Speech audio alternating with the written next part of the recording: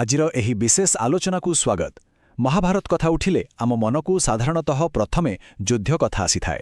କିନ୍ତୁ ଆମେ ଯଦି ଟିକେ ପଛକୁ ଫେରି କୌରବ ଓ ପାଣ୍ଡବଙ୍କର ଜନ୍ମ ବୃତ୍ତାନ୍ତ ଉପରେ ନଜର ପକାଇବା, ତେବେ ଜାଣିବାକୁ ପାଇବା ଯେ ଏହା କୌଣସି ସାଧାରଣ ଘଟଣା ଆଦୌ ନଥିଲା। ପ୍ରକୃତରେ ଦେଖିବାକୁ ଗଲେ ଏହା ଅତ୍ୟନ୍ତ ଚମତ୍କାର ଆଉ ରହସ୍ୟମୟ। ଦୈବୀ ଶକ୍ତି ଏବଂ ମହାନ ଋଷିମାନଙ୍କର ବରଦାନରୁ ହିଁ ଏହିସବୁ ଅଲୌକିକ ଜନ୍ମ ସମ୍ଭବ ହୋଇଥିଲା। ଆଉ ସବୁଠୁ ବଡ଼ କଥା ହେଉଛି, ଏହି ଅଲୌକିକ ଜନ୍ମ କାହାଣୀ ଭିତରେ ହିଁ ସେହି ବିରାଟ ମହାସଂଗ୍ରାମର ମୂଳଦୁଆ ଲୁଚି ରହିଥିଲା। ଓକେ, ଆସନ୍ତୁ ଏହି ବିଷୟରେ ଟିକେ ଗଭୀରକୁ ଯାଇ ଆଲୋଚନା କରିବା। ଗୋଟିଏ ଜନ୍ମର ପ୍ରକୃତି ବା ଧାରା କିପରି ଏତେ ବଡ଼ ମହାକାବ୍ୟ ଯୁଦ୍ଧର ଭାଗ୍ୟ ନିର୍ଦ୍ଧାରଣ କରିପାରେ, ଭାବିଲେ ଆଶ୍ଚର୍ଯ୍ୟ ଲାଗେ। ବିପରୀତ ଗୋଷ୍ଠୀର ସଦସ୍ୟମାନେ ପୃଥିବୀରେ ସେମାନଙ୍କର ପ୍ରଥମ ପାଦ ପକାଇବା ପୂର୍ବରୁ ହିଁ ସେମାନଙ୍କର ଚରିତ୍ର ଏବଂ ଭବିଷ୍ୟତ କେମିତି ସମ୍ପୂର୍ଣ୍ଣ ରୂପେ ଗଠିତ ହୋଇସାରିଥିଲା। ଆଜିର ଏହି ବ୍ୟାଖ୍ୟା ମାଧ୍ୟମରେ ଆମେ ଠିକ୍ ସେହି କଥା ହିଁ ବୁଝିବାକୁ ଚେଷ୍ଟା କରିବା। ପ୍ରଥମେ ଆମେ ନଜର ପକାଇବା କୌରବଙ୍କ ଜନ୍ମ ବୃତ୍ତାନ୍ତ ଉପରେ।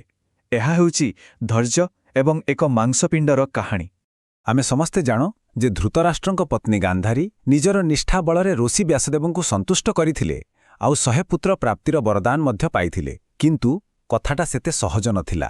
2 ବର୍ଷ, ହଁ, ଆମେ ଏକ ଦୀର୍ଘ ଏବଂ ଅତ୍ୟନ୍ତ ଯନ୍ତ୍ରଣାଦାୟକ ପ୍ରତୀକ୍ଷାର କଥା କହୁଛେ।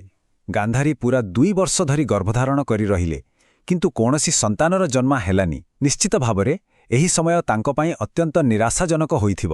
ଆଉ ଶେଷରେ ଯେତେବେଳେ ପ୍ରସବ ହେଲା, ସେଠାରେ କୌଣସି ଶିଶୁ ନଥିଲା, ତାହା ଥିଲା କେବଳ ଗୋଟିଏ ନିର୍ଜୀବ ମାଂସପିଣ୍ଡ। ସେହି ମୁହୂର୍ତ୍ତରେ ଜଣେ ମାର ମାନସିକ ସ୍ଥିତି କ'ଣ ହୋଇଥିବ, ତାହା ଆମେ କେବଳ କଳ୍ପନା ହିଁ କରିପାରିବା। ନିଜ ସାମ୍ନାରେ ସେହି ମାଂସପିଣ୍ଡକୁ ଦେଖି ଗାନ୍ଧାରୀ ସମ୍ପୂର୍ଣ୍ଣ ଭାଙ୍ଗି ପଡ଼ିଥିଲେ। କିନ୍ତୁ ଠିକ୍ ସେହି ସମୟରେ ହିଁ ଏକ ଆଶ୍ଚର୍ଯ୍ୟଜନକ ଘଟଣା ଘଟିଲା। ସଂଖ୍ୟାଟି ହେଉଛି 101। ଋଷି ବ୍ୟାସଦେବ ଏକ ଅଦ୍ଭୁତ ଚମତ୍କାର କଲେ। ସେ ସେହି ଗୋଟିଏ ମାଂସପିଣ୍ଡକୁ ଠିକ୍ 101 ଭାଗରେ ବିଭକ୍ତ କରିବାକୁ କହିଲେ। ତାପରେ ପ୍ରତ୍ୟେକ ଭାଗକୁ ଗୋଟିଏ ଗୋଟିଏ ଘିଅ କୁଣ୍ଡରେ ସୁରକ୍ଷିତ ଭାବରେ ରଖାଗଲା।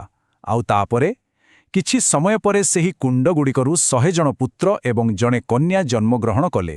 ସେହି ଏକମାତ୍ର କନ୍ୟା ଜଣକ ଥିଲେ ଦୁଃଶଲା।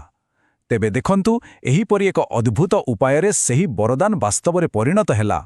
ବର୍ତ୍ତମାନ ଏହି 100 ପୁତ୍ରଙ୍କ ମଧ୍ୟରୁ ଯିଏ ସବୁଠୁ ବଡ଼ ଥିଲେ, ଅର୍ଥାତ୍ ଦୁର୍ଯ୍ୟୋଧନ, ତାଙ୍କ ଜନ୍ମ ସମୟର ପରିବେଶକୁ ଟିକେ ଧ୍ୟାନ ଦେବା। ଏହା କିଛି ସାଧାରଣ ନଥିଲା। ଯେତେବେଳେ ଜ୍ୟେଷ୍ଠ ପୁତ୍ର ଦୁର୍ଯ୍ୟୋଧନ ଜନ୍ମ ହେଲେ, ଚାରିଆଡ଼େ ଭୟାନକ ଏବଂ ଅମଙ୍ଗଳକାରୀ ସଙ୍କେତମାନ ଦେଖାଦେଇଥିଲା।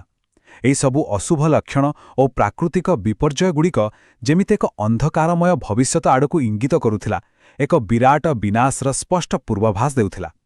ଏବେ ଆସନ୍ତୁ କାହାଣୀର ଅନ୍ୟ ଦିଗକୁ ଯିବା। ପାଣ୍ଡବଙ୍କ ପଥ, ଯାହାକି ଅଭିଶାପ ଏବଂ ମନ୍ତ୍ର ଉପରେ ଆଧାରିତ।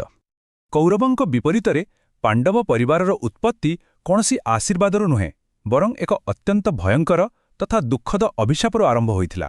ରାଜା ପାଣ୍ଡୁଙ୍କୁ ଏକ ନିଷ୍ଠୁର ଅଭିଶାପ ମିଳିଥିଲା ଯେ ସେ ଯଦି କେବେ ବି ନିଜ ପତ୍ନୀଙ୍କ ସହ ଶାରୀରିକ ସମ୍ପର୍କ ରଖନ୍ତି, ତେବେ ସେହି କ୍ଷଣି ତାଙ୍କର ମୃତ୍ୟୁ ଘଟିବ। କେତେ ଭୟଙ୍କର କଥା ଭାବନ୍ତୁ ତ! ଏହି ଭବିଷ୍ୟବାଣୀ କାରଣରୁ ତାଙ୍କ ରାଜବଂଶ ବୃଦ୍ଧି ପାଇବାର ସବୁ ବାଟ ବନ୍ଦ ହୋଇଗଲା। ଶେଷରେ କୌଣସି ବିକଳ୍ପ ନ ପାଇ ସେ ନିଜର 2 ପତ୍ନୀ କୁନ୍ତୀ ଓ ମାଦ୍ରୀଙ୍କ ସହିତ ସବୁକିଛି ଛାଡ଼ି ବନବାସ କରିବାକୁ ନିଷ୍ପତ୍ତି ନେଲେ। ଲାଗୁଥିଲା ଯେମିତି ସବୁ ଆଶା ଏଠି ଶେଷ ହୋଇଗଲା। ଏବେ ଏଇଠାରେ ପ୍ରକୃତରେ ଯାହା ସବୁଠାରୁ ଆକର୍ଷଣୀୟ କଥା, ତାହା ହେଉଛି ଋଷି ଦୁର୍ବାସାଙ୍କ ମନ୍ତ୍ର। କୁନ୍ତୀ ଯେତେବେଳେ କୁମାରୀ ଥିଲେ, ସେ ନିଜ ସେବା ଦ୍ୱାରା ଋଷି ଦୁର୍ବାସାଙ୍କୁ ଖୁବ୍ ସନ୍ତୁଷ୍ଟ କରିଥିଲେ। ଆଉ ପୁରସ୍କାର ସ୍ୱରୂପ ତାଙ୍କୁ ମିଳିଥିଲା ଗୋଟିଏ ଅତି ସିଦ୍ଧ ଏବଂ ଶକ୍ତିଶାଳୀ ମନ୍ତ୍ର। ସେହି ମନ୍ତ୍ରର ଶକ୍ତି ଏତେ ଅଦ୍ଭୁତ ଥିଲା ଯେ ସେ ଯେକୌଣସି ଦେବତାଙ୍କୁ ଆବାହନ କରିପାରିବେ ଏବଂ ତାଙ୍କୁ ସେହି ଦେବତାଙ୍କ ଅଂଶରୁ ଏକ ସନ୍ତାନ ପ୍ରାପ୍ତ ହୋଇପାରିବ। ସତ କହିବାକୁ ଗଲେ, ଏହି ଗୁପ୍ତ ମନ୍ତ୍ରଟି ହିଁ ପାଣ୍ଡବ ବଂଶ ପାଇଁ ଏକ ସଞ୍ଜୀବନୀ ବା ଅମୋଘ ଅସ୍ତ୍ର ପାଲଟି ଯାଇଥିଲା, ଯାହାକି ପୂରା କାହାଣୀର ଗତିପଥକୁ ବଦଳାଇ ଦେଲା। ଆଉ ତାପରେ ରାଜା ପାଣ୍ଡୁଙ୍କ ଅନୁରୋଧ କ୍ରମେ କୁନ୍ତୀ ସେହି ମନ୍ତ୍ରର ବ୍ୟବହାର କଲେ। ଗୋଟିଏ ପରେ ଗୋଟିଏ ଦେବତାଙ୍କୁ ଆବାହନ କରାଗଲା। ପ୍ରଥମେ ଆସିଲେ ଧର୍ମରାଜ ଯମ, ଯାହାଙ୍କ ଅଂଶରୁ ଜନ୍ମ ନେଲେ ସତ୍ୟବାଦୀ ଯୁଧିଷ୍ଠିର। ତାପରେ ଆବାହନ କରାଗଲା ବାୟୁଦେବଙ୍କୁ, ଆଉ ଜନ୍ମ ନେଲେ ମହାବଳୀ ଭୀମ। ଏହାପରେ ଦେବରାଜ ଇନ୍ଦ୍ରଙ୍କ ଆବାହନରୁ ଆସିଲେ ଶ୍ରେଷ୍ଠ ଧନୁର୍ଦ୍ଧର ଅର୍ଜୁନ। କଥା କିନ୍ତୁ ସେତିକିରେ ଅଟକି ନଥିଲା। କୁନ୍ତୀ ଅତ୍ୟନ୍ତ ଉଦାରତାର ସହ ସେହି ମନ୍ତ୍ରକୁ ନିଜର ସୌତୁଣୀ ମାଦ୍ରୀଙ୍କୁ ମଧ୍ୟ ଶିଖାଇଦେଲେ। ମାଦ୍ରୀ ଆବାହନ କଲେ ଅଶ୍ୱିନୀ କୁମାର ଦ୍ୱୟଙ୍କୁ, ଆଉ ସେମାନଙ୍କ ଅଂଶରୁ ରୂପବାନ ନକୁଳ ଓ ସହଦେବଙ୍କର ଜନ୍ମ ହେଲା। ଦେଖିଲେ ତ, ଏହିପରି ଭାବରେ ପଞ୍ଚୁପାଣ୍ଡବ ସିଧାସଳଖ ଦେବତାଙ୍କ ଅଂଶରୁ ପୃଥିବୀକୁ ଆସିଲେ ଏହି ଆବାହନର କ୍ରମ ବାସ୍ତବରେ ବହୁତ ଚମତ୍କାର। ଏବେ ଆସନ୍ତୁ ଆମ ଆଲୋଚନାର ଶେଷ ପର୍ଯ୍ୟାୟକୁ ଯିବା, ଯାହା ହେଉଛି ଧର୍ମ ଏବଂ ଅଧର୍ମର ପ୍ରତୀକ। କେମିତି ଏହି ଦୁଇ ଭିନ୍ନ ଜନ୍ମ ପ୍ରକ୍ରିୟା ମହାଭାରତର ମୂଳ ଦର୍ଶନ ସହିତ ଯୋଡ଼ି ହୋଇଛି ତାହା ଦେଖିବା। ଏବେ ଯଦି ଆମେ ଦେଖିବା, ତେବେ ଏହା ଅତ୍ୟନ୍ତ ଚମତ୍କାର ଭାବରେ ଦର୍ଶାଉଛି ଯେ କୌରବ ଏବଂ ପାଣ୍ଡବମାନଙ୍କର ଏହି ବିପରୀତଧର୍ମୀ ଜନ୍ମ ପ୍ରକ୍ରିୟା କେବଳ ଏକ ସାଧାରଣ କାହାଣୀ ନୁହେଁ। ଏହି ଉତ୍ପତ୍ତି ହିଁ ପ୍ରକୃତରେ ସେମାନଙ୍କର ଆଗାମୀ କର୍ମ ଏବଂ ନୈତିକତାର ଦିଶା ନିର୍ଦ୍ଧାରଣ କରିଥିଲା।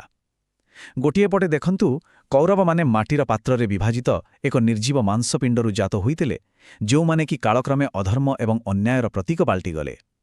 କିନ୍ତୁ ଅନ୍ୟପକ୍ଷରେ ପାଣ୍ଡବମାନେ ସମ୍ପୂର୍ଣ୍ଣ ରୂପେ ଦୈବୀ ଅଂଶ ଏବଂ ମନ୍ତ୍ରର ପବିତ୍ର ଶକ୍ତିରୁ ଜାତ ହୋଇଥିଲେ, ଆଉ ସେଇଥିପାଇଁ ସେମାନେ ସର୍ବଦା ଧର୍ମର ପଥରେ ଚାଲିଲେ। ପୃଥିବୀର ଭୌତିକତା ବନାମ ସ୍ୱର୍ଗୀୟ ଦୈବୀ ଶକ୍ତି, ଏହି ବିରାଟ ପ୍ରଭେଦ ହିଁ ସେମାନଙ୍କର ଆଧ୍ୟାତ୍ମିକ ଗତିପଥକୁ ସ୍ପଷ୍ଟ ଭାବରେ ଅଲଗା କରିଦେଲା। ଆଉ ଶେଷରେ ଏହିଠାରେ ଏକ ବହୁତ ଗଭୀର ପ୍ରଶ୍ନ ଉଠୁଛି। ସେମାନେ ନିଜ ଜୀବନର ପ୍ରଥମ ଶ୍ୱାସ ନେବା ପୂର୍ବରୁ ହିଁ କ'ଣ ଧର୍ମ ଏବଂ ଅଧର୍ମର ମୂଳଦୁଆ ଦୃଢ଼ ଭାବରେ ସ୍ଥାପିତ ହୋଇସାରିଥିଲା? ଏହା ଆମକୁ ଭାବିବାକୁ ବାଧ୍ୟ କରେ ଯେ ମହାଭାରତର ସେହି ବିରାଟ ଯୁଦ୍ଧ କେବଳ କୁରୁକ୍ଷେତ୍ରର ମାଟିରେ ଆରମ୍ଭ ହୋଇନଥିଲା, ବରଂ ସେମାନଙ୍କ ଜନ୍ମ ସମୟରୁ ସେହି ବରଦାନ ଏବଂ ମନ୍ତ୍ର ପ୍ରୟୋଗର ସେହି ମୁହୂର୍ତ୍ତରୁ ହିଁ ଆରମ୍ଭ ହୋଇଯାଇଥିଲା। ଏହି ରହସ୍ୟମୟ ଜନ୍ମ ବୃତ୍ତାନ୍ତର ବ୍ୟାଖ୍ୟା ନିଶ୍ଚିତ ଭାବରେ ନିୟତି ଏବଂ ଆମ ସ୍ୱଭାବ ମଧ୍ୟରେ ଥିବା ଏକ ଅତି ସୂକ୍ଷ୍ମ ଏବଂ ଜଟିଳ ସମ୍ପର୍କକୁ ଦର୍ଶାଉଛି, ଯାହା ବିଷୟରେ ଚିନ୍ତା କଲେ ମନରେ ଶିହରଣ ସୃଷ୍ଟି ହୁଏ।